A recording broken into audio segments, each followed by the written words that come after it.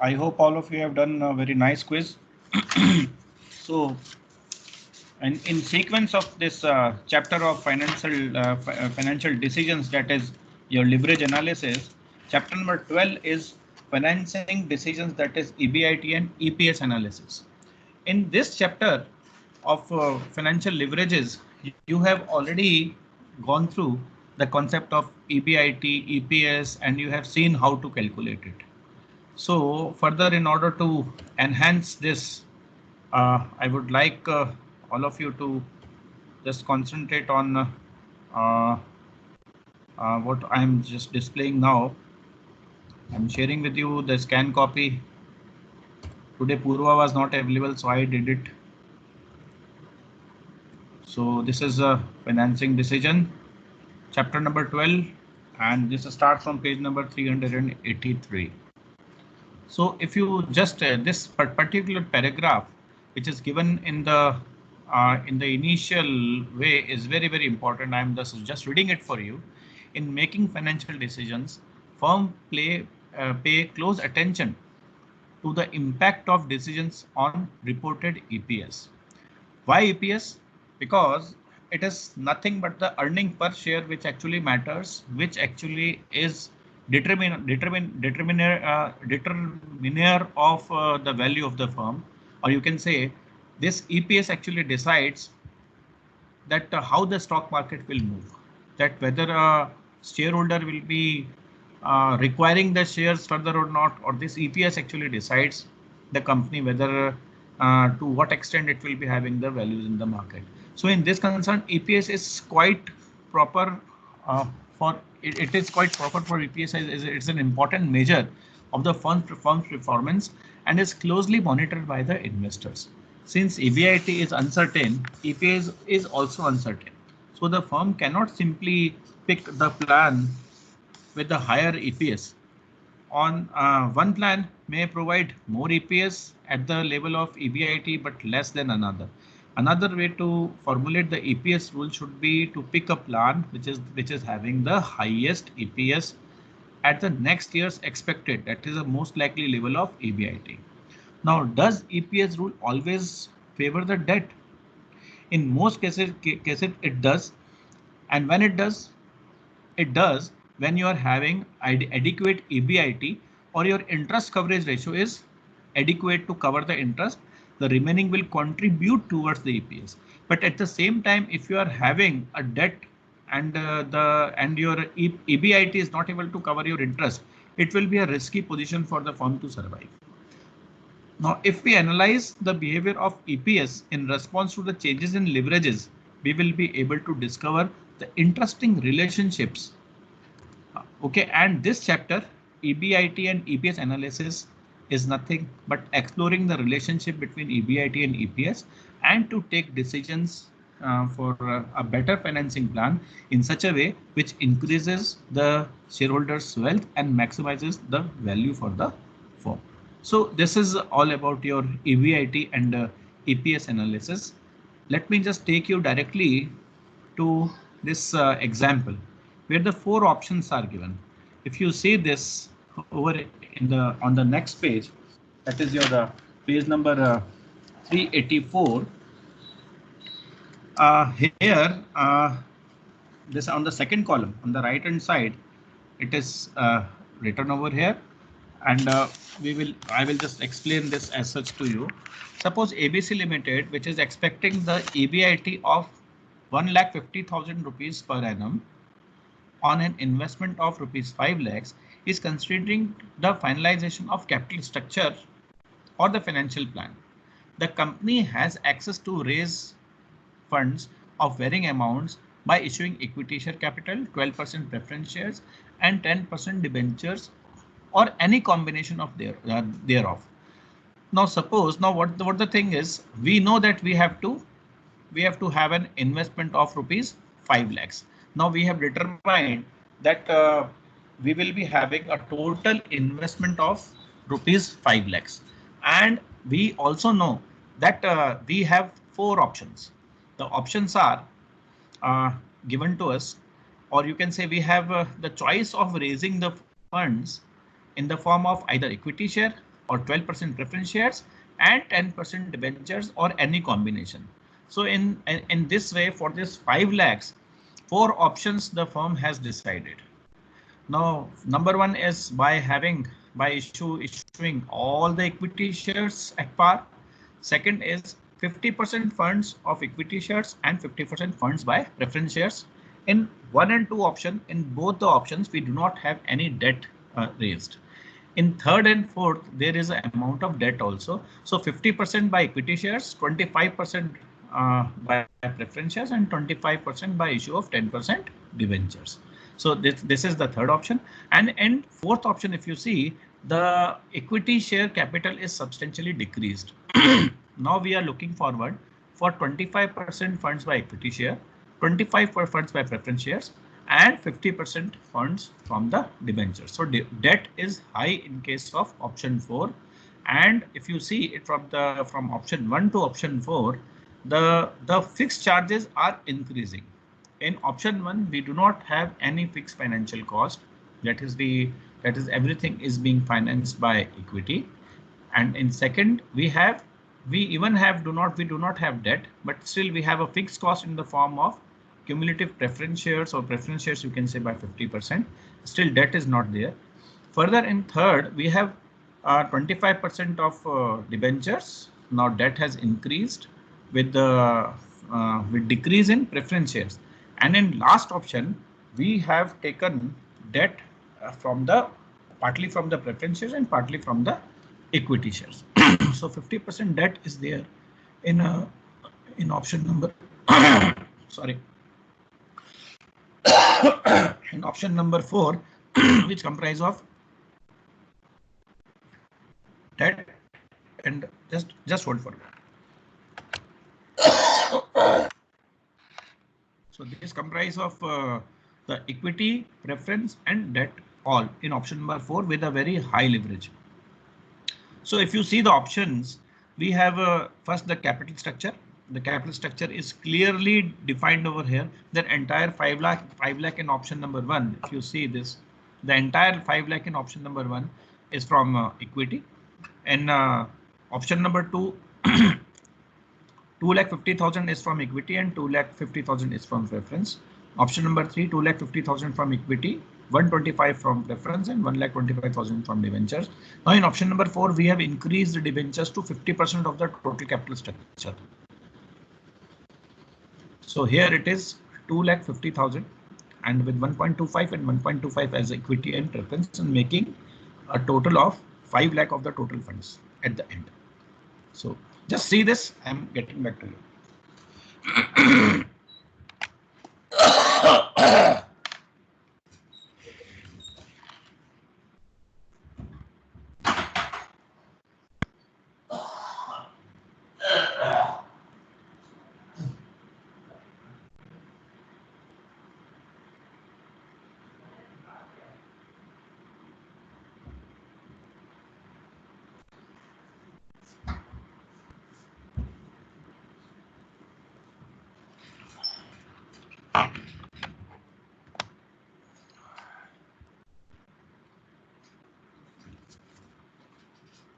Yes. Now, for all the situations, because firm is same and we have 4 options. So EBIT in all the 4 options are same as 1,50,000.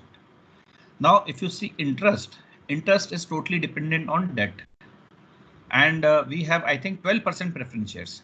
Preference shares are 12%. If you see it here, 12% preference shares and 10% debenture is there. Fine. So 10% debentures. So interest over here there will be nil interest in option number 1 and option number 2. But there is interest as it is 10%. So 1,25,000 ka 10%, that is 12,500 will be here.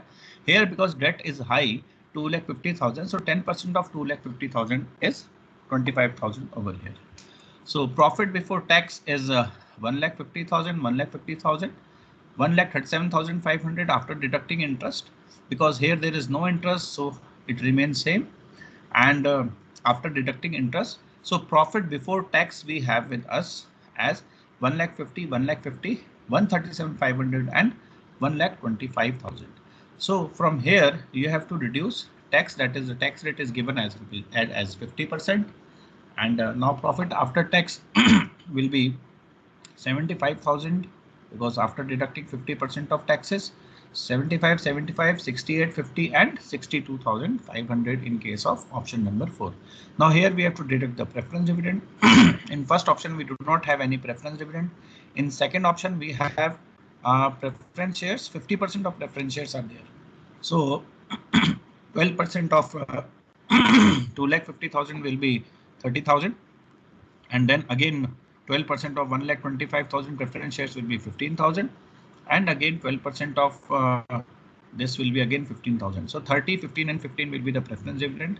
Now profit for equity shares which is left for the equity shares is 75, 45, 73, 550 and 47,500. Now here if you see, because we have issued all equity shares in option 1 and each share is of rupees 100, so there are 5,000 shares. Here in this case it will be 2,500 shares. In this case it will be 2,500 shares again, and in option number 4 it is 1,250 shares. So EPS is now you can see the position of earning per share. In option number 1 it is 15, then 18, 21.5 and 38. Now out of this, what does it seems? Now in this case the financial plan under option 4 seems to be the best, as it is giving the highest EPS, that is of rupees 38. Now in this plan the firm has applied the maximum financial leverage and the results are in front of all of you. The firm is expecting to earn an EBIT of rupees 1,50,000 on the total investment of 5 lakhs, which is resulting in 30% of the return. So return on investment in all the cases is 30%.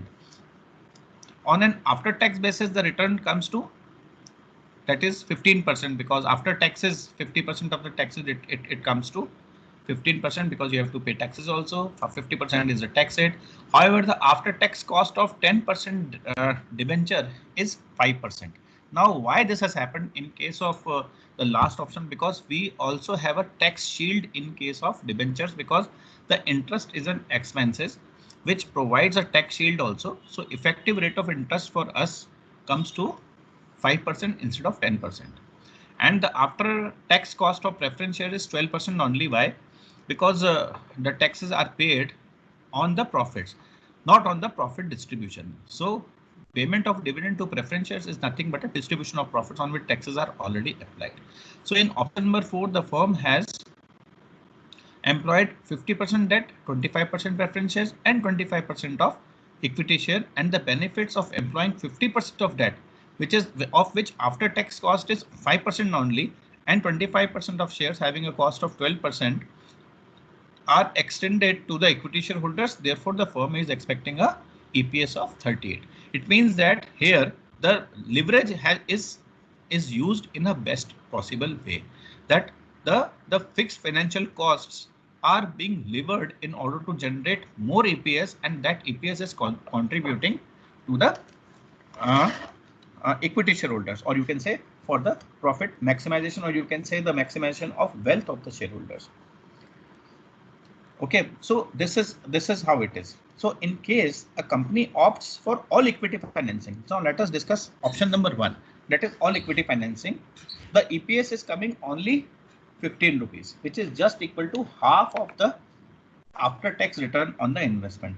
However, in option number 2, 50% funds are obtained by issue of 12% preference shares, and the 3 extra is available to the shareholders, resulting in increase of EPS from 15 to 18. Now, if you see the extra 3%, that is, if you have seen, we have just now calculated the return on investment, after tax return on investment is 15%, right? Because after tax return on investment on 1.5 lakhs you have earned, on 5 lakhs comes to 30%, but after tax it is coming to 15%. Now this 15% interest, this 15% rate of return is there. Now for preference shares we have to pay only 12%. So that extra 3% is contributing to make the EPS from 15 rupees to 18 rupees in option number 2. Now further in plan 3, if you see where the 10% debt is also introduced. Now here we have introduced, after in option number 3, we have make it more levered. So we have introduced a debt of rupees, or debt of 10%.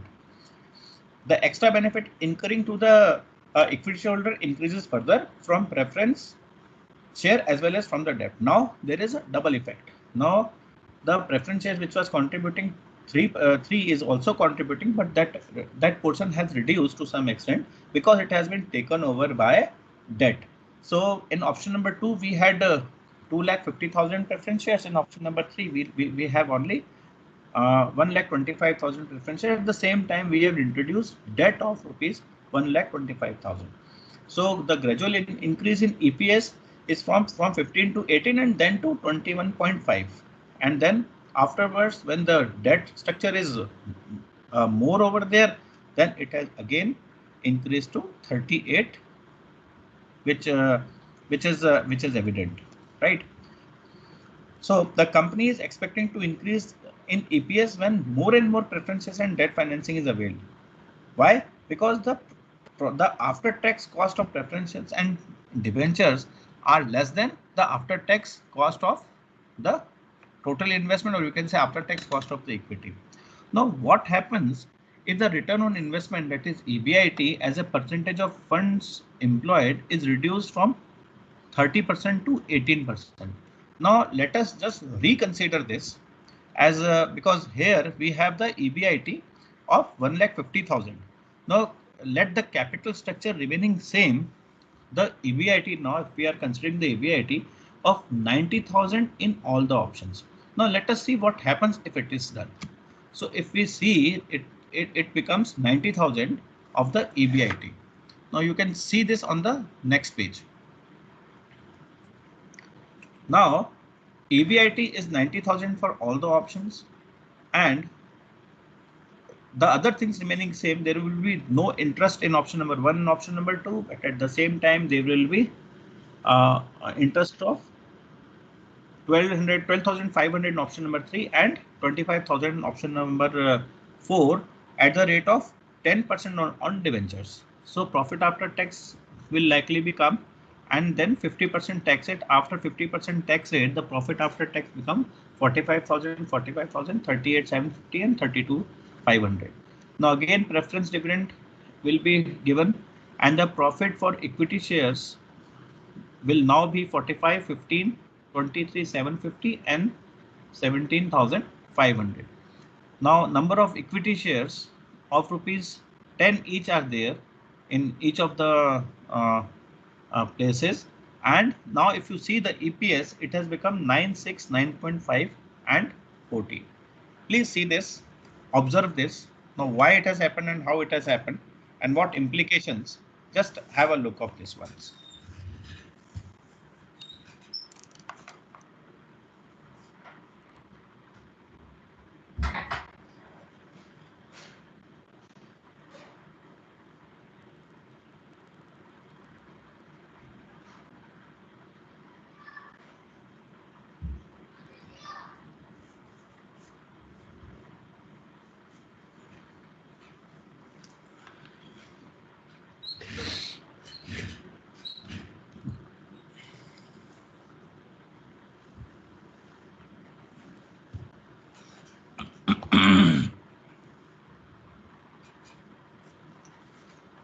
So any problem, any question till now, or if you want to ask anything related to this.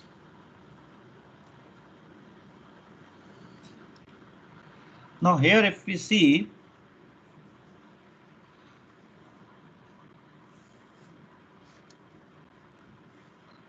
now here in option number 1, the earning per share is 9. EPS has come to 9, or you can say it is 9% of the face value of rupees 10. This is just equal to the after tax return on investment. That is, if you just deduct it in the same way in which I have told you before too, that after tax investment is there. So this is because the firm is all equity. However, if the firm opts for 50% financing, 12% preference share, from 12% preference share, the EPS reduces to 6. And then further, when we are leveraging it more, the EPS has now again started increasing. Now see, what will happen in the same example, what will happen if the your EBIT is just able to cover your interest? Now, if you consider your EBIT to be 12,500 only, what will happen in that case? In case if the EBIT is 12,500, option 1 and option 2 will still give you some profits, but your earning before tax will be zero in case of option number 3, and in option number 4 it will be minus. So the leveraging plan is good enough if it is, you can say, is able to generate the profits. So you can say the financial leverage has a favorable impact on EPS only if the return on investment is more than the cost of debt. If your return on investment, that is your EBIT, is able to cover your interest, then only it is beneficial. Or otherwise, if it is less than the cost of debt, that will happen, and it will result in your negative EBIT, which will result in your losses further, which will not contribute to EPS. At the same time, what will happen? It will again, you can say, it will eat up your incomes also. So, for example, if 12,500 is the case, the interest will eat up the entire 12,500 EBIT, and there will be nothing left behind for the preference dividend and ultimately for the EPS. And if it is, even if the debt is more, you can say if the debt is more and it is resulting in 25,000 of interest in option number 4, 12,500 minus 25,000 will give you losses of 12,500, and in that case even you will not be able to pay your fixed charges, that is the interest. Now in this case we can say that the financial leverage is also called a twin-edged sword. Now it is written over here, the twin-edged sword. Okay, it means that if the firm after tax borrowing cost is less than the after tax return on investment, then increase in the financial leverage holding EBIT constant will always increase the EPS. A reduction in the financial leverage reduces the EPS. This relationship in fact follow directly from the accounting relationship, that is always good to hold, right? So this is what the relationship between EBIT and EPS analysis is. Now what happens if we are having a varying EBIT with different patterns? Okay, so the assumption of constant EBIT as taken in the above case is unrealistic and imaginary. Why?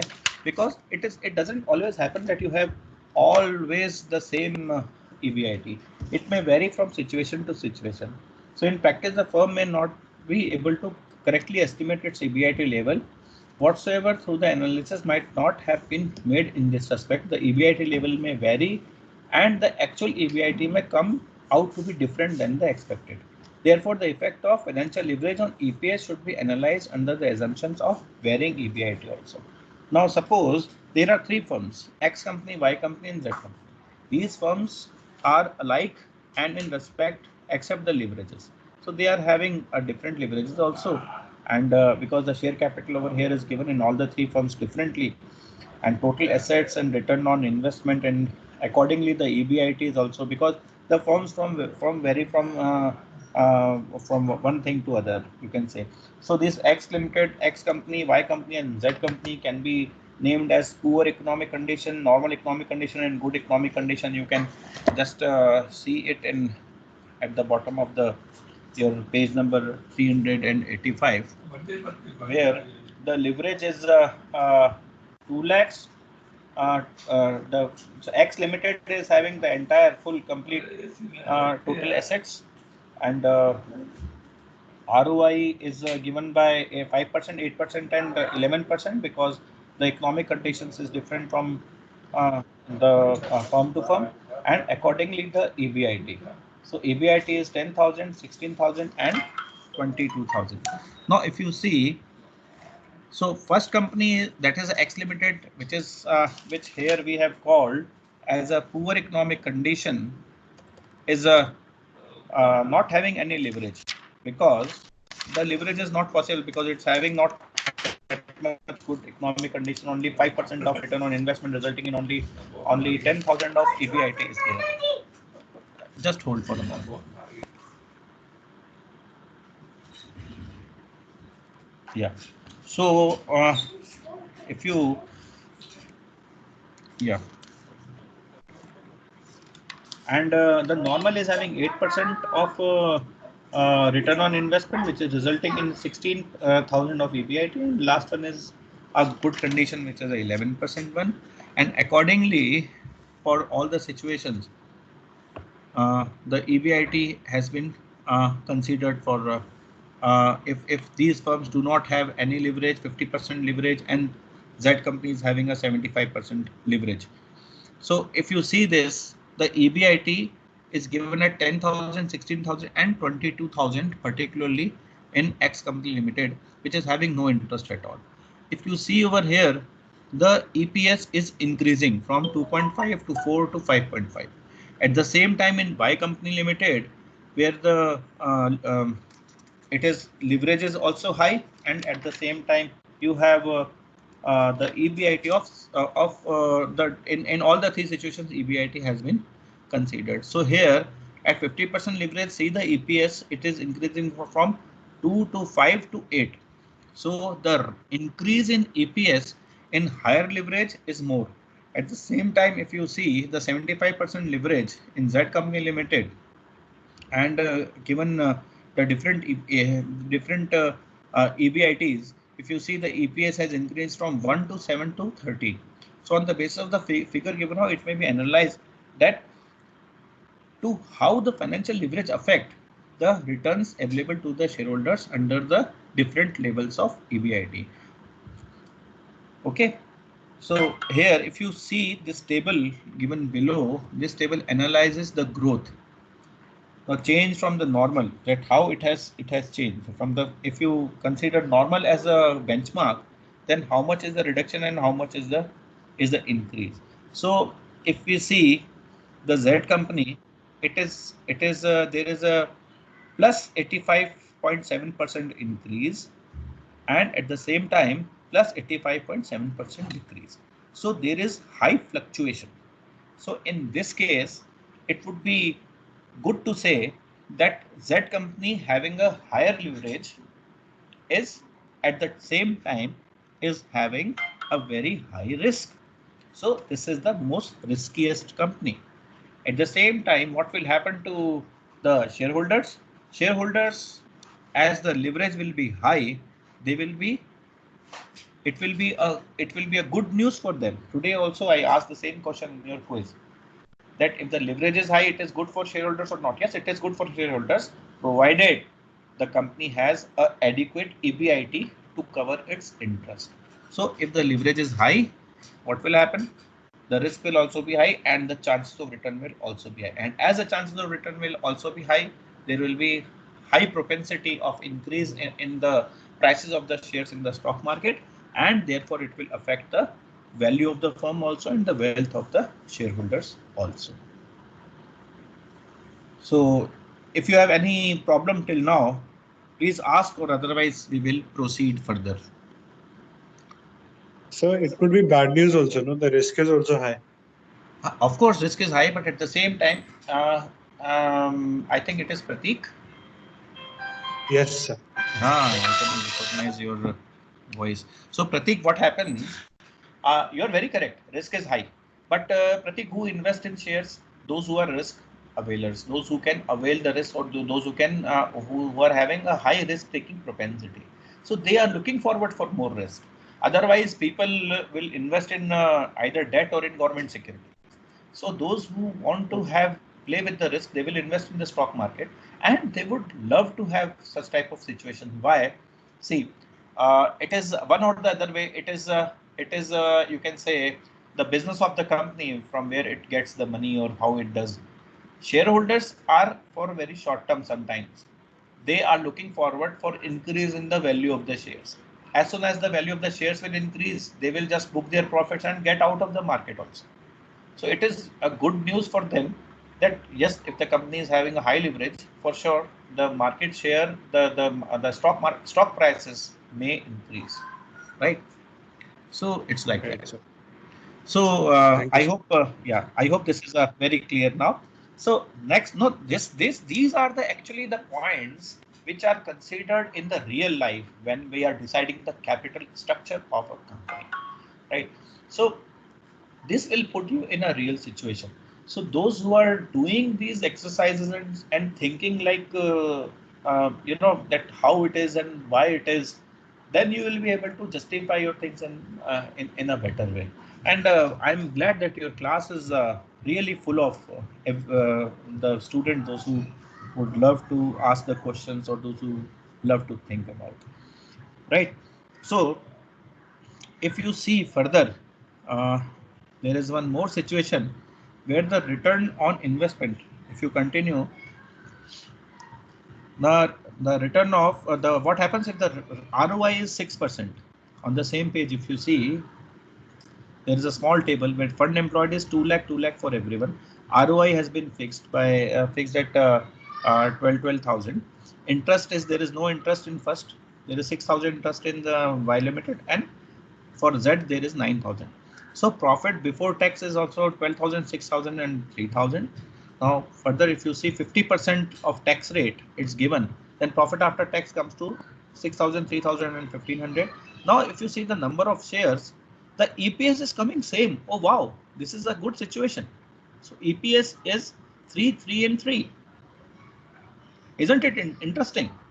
So there is an interesting point to note over here that if the return on investment is 6%, that is just equal to the cost of debt, that is 6%, then the financial leverage has no magnifying effect on EPS. Why? Because whatever is coming, you are just giving it because there is no, because it is the cost when the, just imagine what will happen if the fixed cost is equal to your variable cost. There will be no magnifying effect. There will be no leverage, better we say. So we will not be. Why leverage is going on?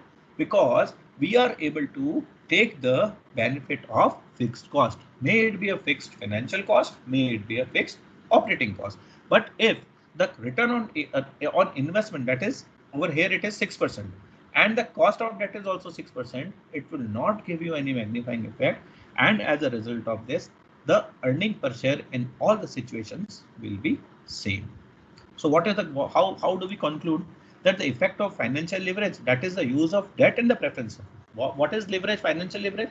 We are actually using the fixed portion of our cost of capital.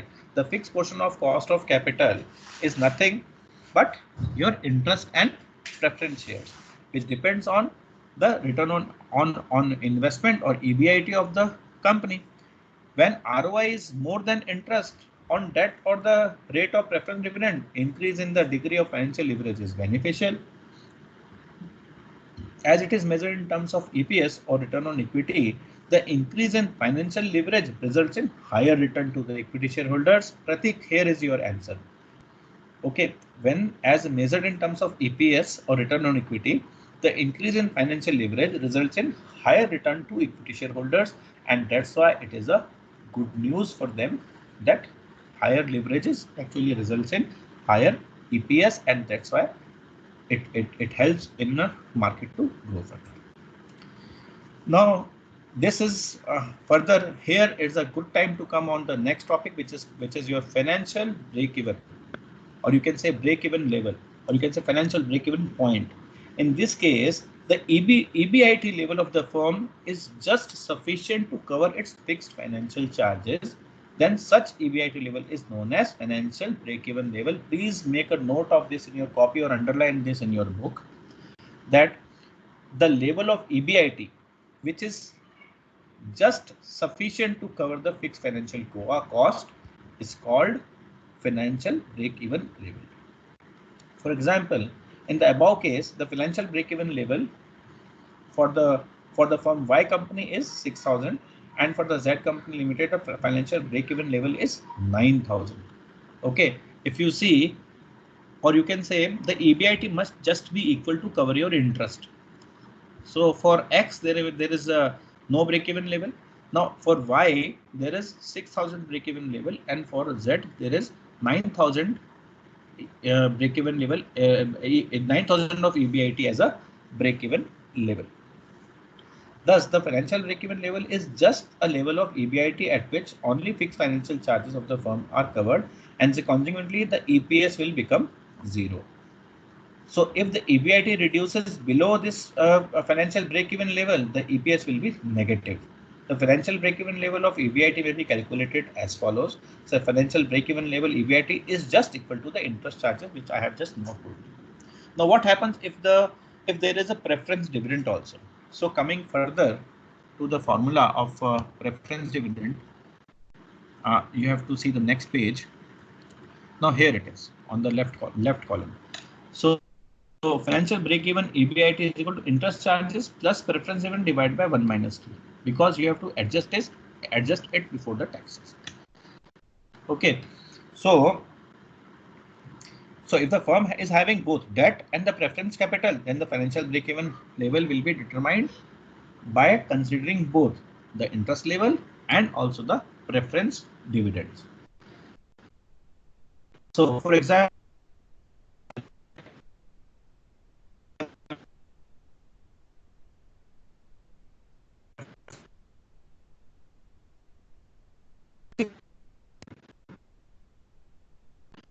the tax rate of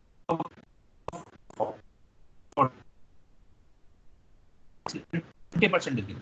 Now this preference will be as preference dividend 1 minus 2. So it's by your own. Okay, and it comes to 92,000. Now if you want to verify it, this verification can also be given. If the firm has EBIT of 92,000, out of just prepare a table on the side of your on the side inside in your copy itself, just prepare the table EBIT minus interest, EAT, and then afterwards put the corporate tax rate of 40%, and then go for your dividend. You will get it. Okay, so the profit after tax would be 43,200 if you do it. If you want to do it, you can do it, even you can do it afterwards. So this is the financial break-even point. So in this way, we can say that the financial break-even point is that point of EBIT where the EPS is zero. Okay. So next is your indifference level. So now when we are talking of indifference level, then we are indifferent. Indifferent means कोई फर्क नहीं पड़ता. Hardly matters whatever capital structure we will choose, it will give us a same results. So now here EPS now has become a criteria for us to evaluate that which financial plan we should consider, or what is the capital structure which we should consider in order to proceed further with our decision. Okay, so now here we will calculate the indifference point level, and we will learn how we will be calculating the indifference point or indifference level. Up till now, any problem to anyone in the class? You may please raise the point now.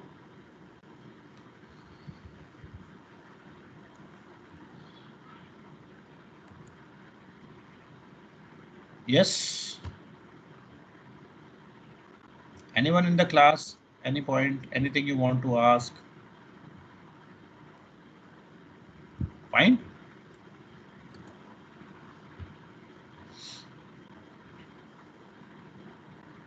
So how many students are there at present?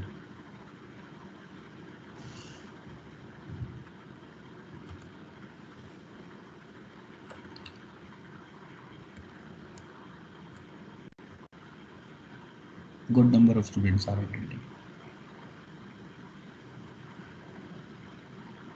Fine.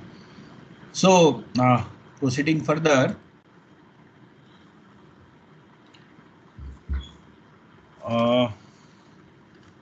yeah. So what is the indifference level?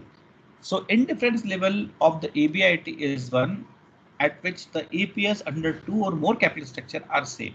So when we are considering a variety of capital structure, we may come to a point where all the capital structure or two or more of the capital structure may give you same level of EPS. So while designing a capital structure, a firm may evaluate the effect of different financial plans on the level of EPS for a given level of EBIT.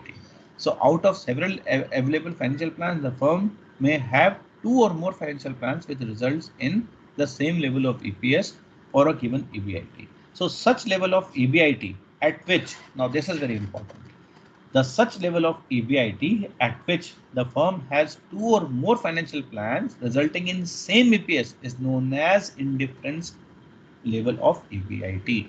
So now there are two things. One is the break-even level of EBIT and another one is the indifference point or indifference level of EBIT.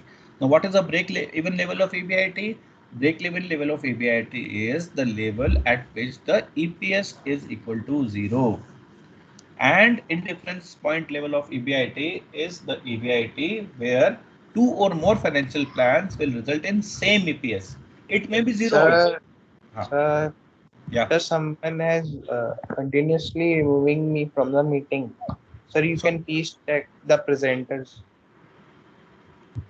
Yeah, if it is done, see what the thing is, if somebody is deliberately doing it, let me tell you why I'm using this particular platform is that this is being monitored by your university also. See, even I don't think means I don't know you would like to have a black dots even now sitting at your homes, because that policy has already been decided, because these things are being monitored and these things are being taken care of by your Directorate of Student Welfare. Right, so I'm allowing you in a meeting. This particular meeting is done through the Teams, and this is the software which is monitored by your university. If this is there, then the consequences will be you may have to see it. So it's good that you have. I received your call, but I was continuously on the talk. That's why I was not able to take it up. Right. So I think why it is happening with you only all the time, Priyam. Anyway, I hope you are in now again. Priyam.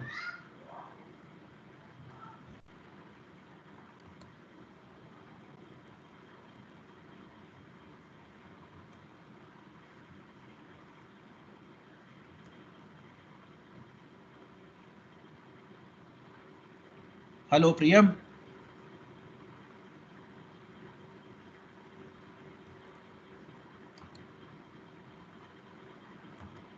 Sir, Priyam is not here, sir. Why is not there? Why is happening Don't know, only sir. with him? I don't know. It's a I don't know, sir. No, even I can see its clock is being shown over here. I think it's either his own problem or I don't know. I'm making him attendee, and even I have made him presenter also. So he's messaged in the chats. What he has messaged. Yeah. Mr. I am present in the class. So why he's not speaking now? Priyam.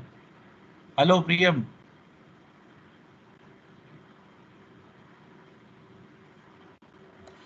Anyways. So let's proceed further. Even those who are doing like this, they will face the consequences, and rest of them, you already have these all things online. You can see my video afterwards too. This is being recorded. Fine. So let us proceed further with our indifference point level. I hope by the time you do not have any problem, and the things are very clear to be discussed. Now, I have already told you about the indifference level. It is such level of EBIT where two or more financial plans will result in same level of EPS. The same level of EPS may also be 0. So if there is the EBIT which actually gives you a indifference point and the break even level, at that time the EPS will be 0. Okay, am I correct to interpret both of the terminologies properly? So break-even level is when EPS is 0, and when two or more situations are having 0 EPS, it will be the indifference point level also. Fine. So proceeding further, the you can just see two financial plans are given with EBIT of 50 lakhs and 60 lakhs. Okay, so in first financial plan there is no interest at all. Okay, and then in financial plan 2 there is the interest factor of rupees 5 lakhs. So profit before tax in both the positions are being calculated as 50,000, 60,000 and 45,000, 55,000. And after tax rate, the profit after tax and number of equity shares in both the financial plans are decided over here. And if you see, the EPS is coming to be same in financial plan 2 with the no leverage. The EPS is there. No, it's not same. So there are variety. There is varying EPS coming over here. So we will proceed further. So at the above, in the above figures, EBIT levels below the indifference level of are below the indifference level of 55,000. The EPS is lower at 225 EPS is there in the financial plan 2. In case of the leverage option, that is a debt financing, then the EPS is unleveraged is 227. However, if the EBIT is higher than the indifference level, then the EPS is higher at 275. In case of levered option, then the EPS of 272 under the unlevered option. So the firm can identify the value of EPS produced by each alternative capital structure of the different values. Now here, if you see, this is actually you can say it is linked to the financial plan given in the above paragraph, or you can say just see the table. The financial plan 1 and financial plan 2 are given. Only 2 financial plans are given, and these are elaborated in your next table, the bigger table, where you have the varied EPS coming up. So EPS in both the plans are coming to be 250. If you see the table above and read this particular from this suppose PQR in the column 2 of page number 387. So it is the EBIT, the existing shares are 1000. Now in financial plan number 1, the number of new shares which are to be introduced is 1000, which will make the total share 11,000, and 10% debentures will also be there, but not in case of financial plan, but in case of financial plan 2, because financial plan is not levered, financial plan is levered plan. In both the case, EBIT keeping constant EBIT, interest and other things are there. And if you see the EPS is coming to be 250. In light of this, please study the financial plan 1 and financial plan 2, how the things are being changed over here if the leverage is increased, or you can say the capital structure is changed. So in that situation, how the things are working. If you analyze it, you will be able to get a better answer, and how to proceed further with indifference point, it is given over there. So if you come on the next page, you can make a graph of the 2 plans. Now here, if you see the graphical presentation of 2 plans is there, and there is an indifference level where both the plans will be giving you the same results. Now plan 1 is you can say it is from the point B, and plan A, second plan is raising from point A. Okay, there is an indifference given. So until and unless you reach the break-even point, there will be some disadvantage of debt, because that disadvantage of debt is nothing but you are not able to cover your interest. If EBIT is not able to cover the interest, that is a disadvantage of that. As soon as it is reached, and if you proceed further, because the point of indifference level of EBIT will give you 0 EPS, and as there will be high, if the plans are highly leveraged, they will give you high advantage of debt after attaining the indifference level. So first target, if you have studied in costing also, the first target of the firm is to achieve the indifference level. Indifference level in the operating cost, or you can say in the normal cost, we can say is that the level of sales which is able to achieve its the zero profit. So if you are in losses, the first target will be to achieve the zero profits, and then only you will proceed further for the profits. So each rupee you earn will contribute towards your profits, or you can say you will go above the line. Okay, so this is how it is.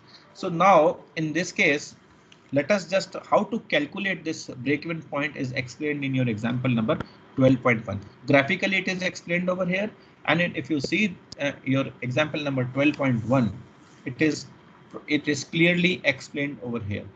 So ABC Limited has a current table of EBIT of 17 lakhs, which is likely to be unchanged, right? So EBIT will not change.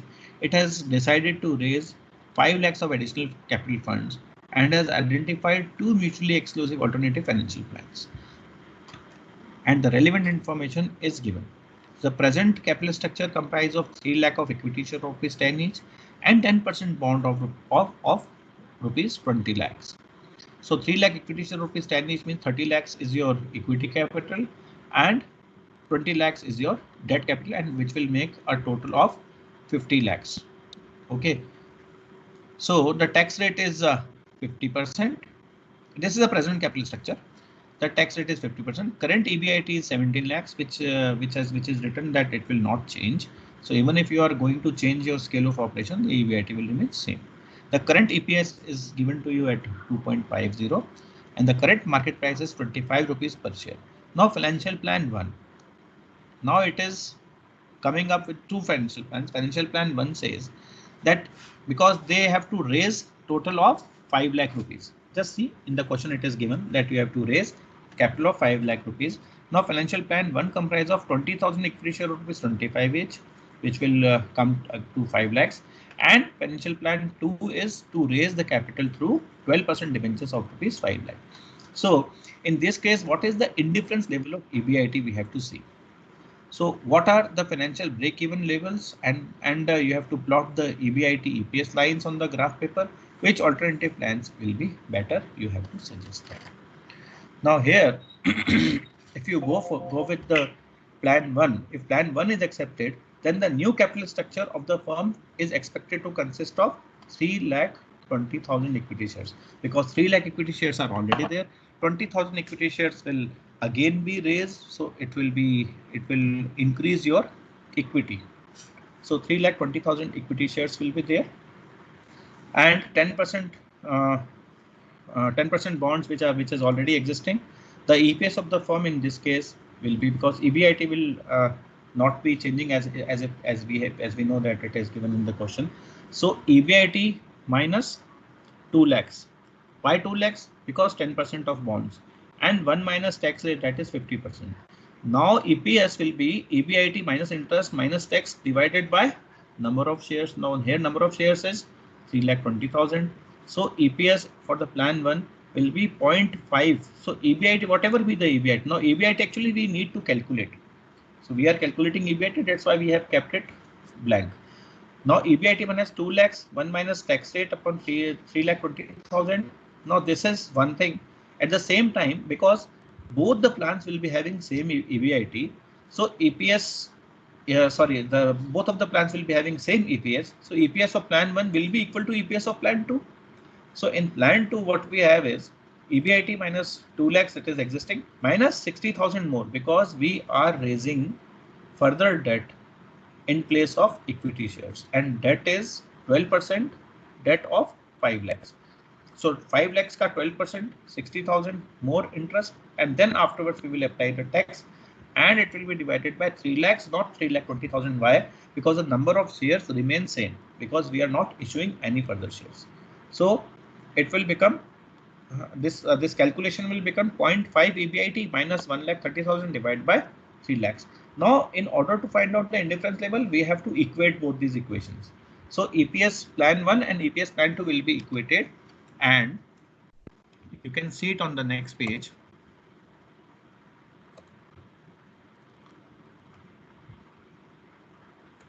Yeah, here. So 0.5 EBIT minus 1 lakh upon 3,20,000 is equal to 0.5 EBIT minus 1,30,000 divided by 3 lakhs.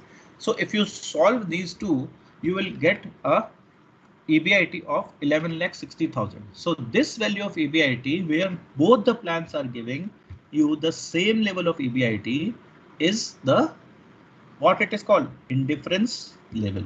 So it is indifference level of EBIT, and even you can verify it.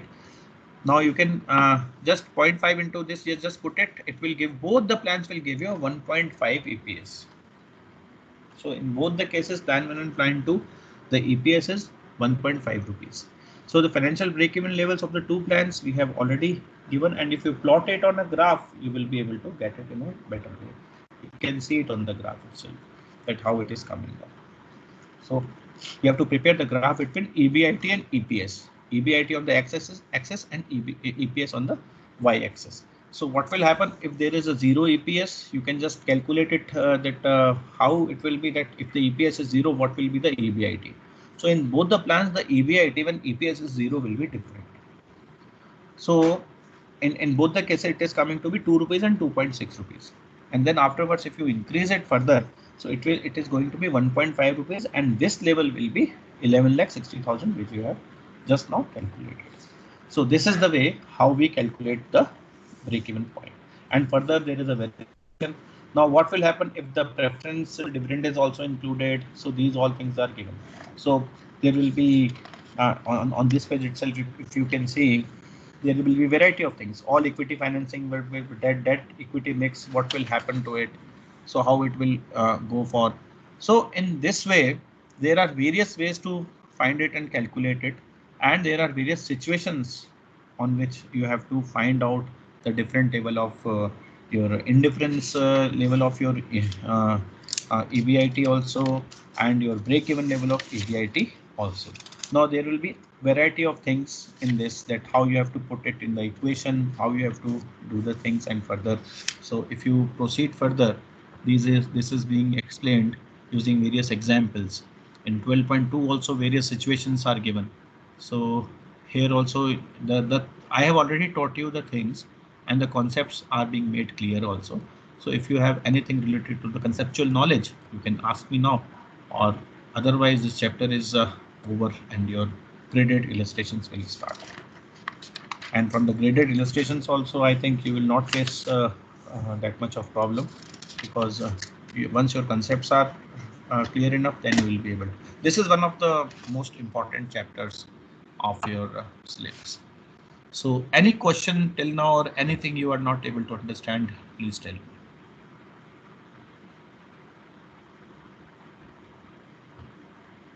Pratik, anything?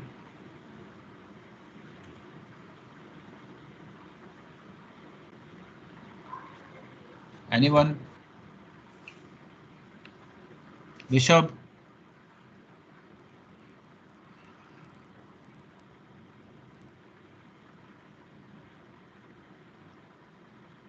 Lakshya? No, sir. Understood. Fine. Himanshu Gadia?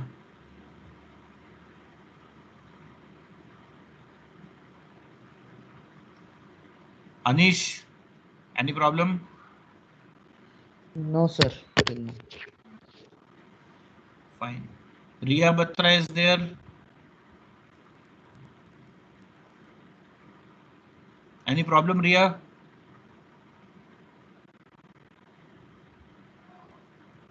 Riya, any problem? Is Riya there or not? Guruji, any problem? No, sir. No, sir. Fine. So I'm just putting off the recording now. Okay. So in the next class we will be having a quiz of this chapter also, and you know very well that today's chapter is also included in your assignment. Okay. So assignment you have to submit tomorrow. I suppose today is 9th. Yeah. So tomorrow, including this chapter, including chapter number 12. Any 5 questions or from each chapter, you know very well. So from all the chapters you have to submit the assignment, prepare one file and send it on our WhatsApp group of financial management. right? And from there, Sakshi will download the things and will send a complete entire compiled things to me for the evaluation. Okay, see you on Tuesday with the new chapter. I think we will be starting the dividend decisions now. So, or any other chapter which we will be, I will tell you that what we are going to study, and accordingly you can come prepared. Okay, thank you all of you. Thank you, sir. See you. Bye.